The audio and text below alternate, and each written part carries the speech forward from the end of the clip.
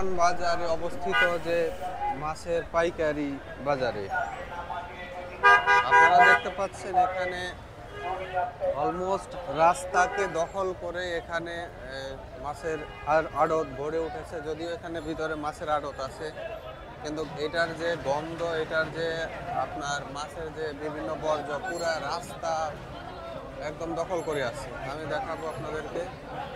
এখন আমি ঢুকলাম কারণ বাজারে, মাছের যে বাজারে, মূল বাজারে। দেখুন, এটাই একসময় ছিল ঢাকা শহরের সবচেয়ে পুরাতন যে মাছের আড়ত, কিন্তু বর্তমানে আমরা যে কারণ বাজারের পাশাপাশি আরও বিভিন্ন জায়গাতে এরকম আড়ত গড়ে উঠেছে।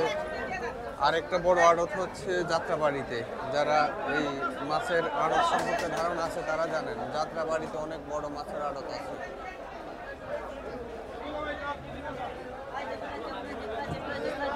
এই যে দেখুন, এখান থেকে পাইকারি বাজারে বিক্রি করে পুরা ঢাকা শহরে আপনার এই মাছগুলা সাপ্লাই দেওয়া হয়। সকাল থেকে একদম ভোর থেকেই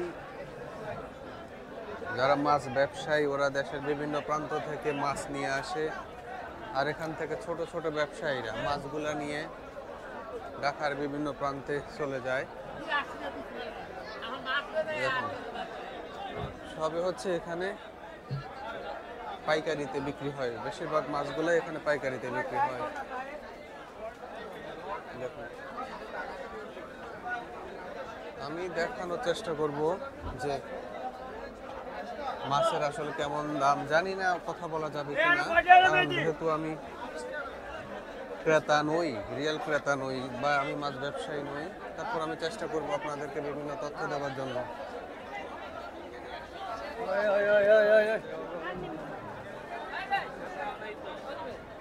এটা হচ্ছে পোয়া মাছ, শিং মাছ, কই মাছ। এখানে পাইকারির পাশাপাশি খুচরো বিক্রি করা হয়। এই জন্য ঢাকার বিশেষ, যেহেতু আজকে শুক্রবার হওয়াতে এখানের আশেপাশে অনেক ক্রেতাই চলে এসেছে তাদের মাছ নেওয়ার জন্য। এই দেখুন, এটা হচ্ছে সামনে রেল লাইন। এখানে আসলে এত বড় মাছের বাজার এটা আমি নিজেও জানতাম না, কারণ ওই মেইন রাস্তা থেকে বোঝা যাচ্ছিল না যে ভিতরে এত মাছ এখানে বিক্রি করা হয়। শত শত মানুষ, এগুলো সব হচ্ছে পাঙ্গাস মাছ। দুই পাশে হচ্ছে পাঙ্গাস মাছ। কত করে পাঙ্গাস? কত? 40, 140 করে। 140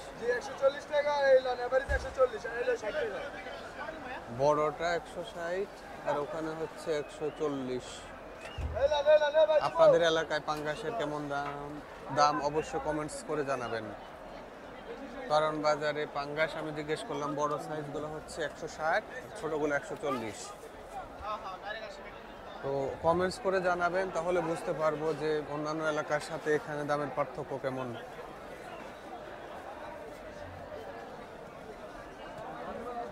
সরপুটি, নলা মাছ 120, নলা মাছ 120।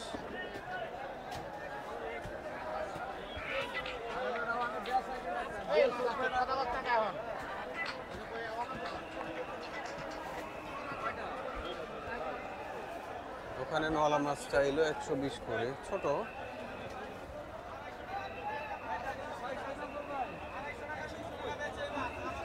এটা চাইলো, এটা মিরর মাছ 190 টাকা। পাশ দিয়ে হচ্ছে ট্রেন চলে যাচ্ছে, সকালবেলা ট্রেন।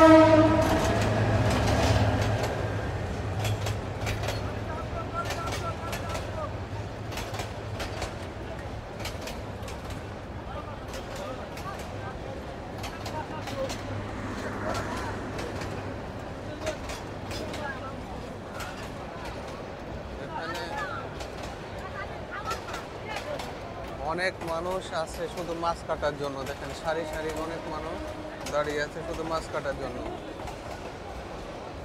আসলে এইভাবেই হচ্ছে মানুষের জীবিকা নির্বাহ একটা দেশে। কেউ মাছ বিক্রি করবে, কেউ কিনবে, কেউ মাছ আপনার কেটে দিবে। তো এইভাবে হচ্ছে অনেকের কর্মসংস্থান হয়। দেখুন কত বড়, কত বড় এটা।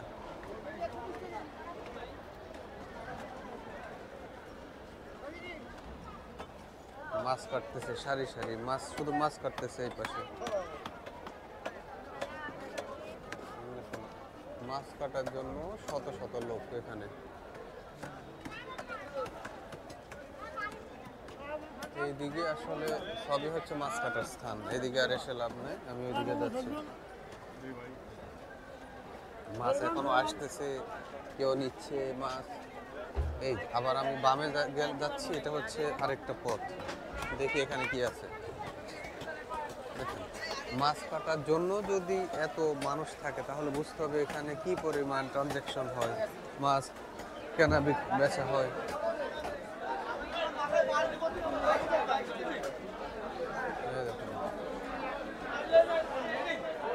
কোটি টাকার, কোটি কোটি টাকার মাছের ট্রানজ্যাকশন হয় এখানে।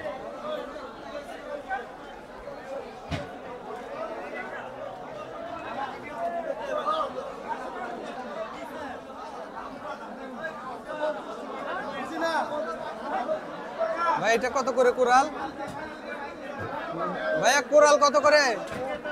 কোরাল 600 টাকা। তেমন তো পার্থক্য নেই, আমার এলাকায় 600 টাকা, আমি কোরাল কিনছি 600 টাকা করে।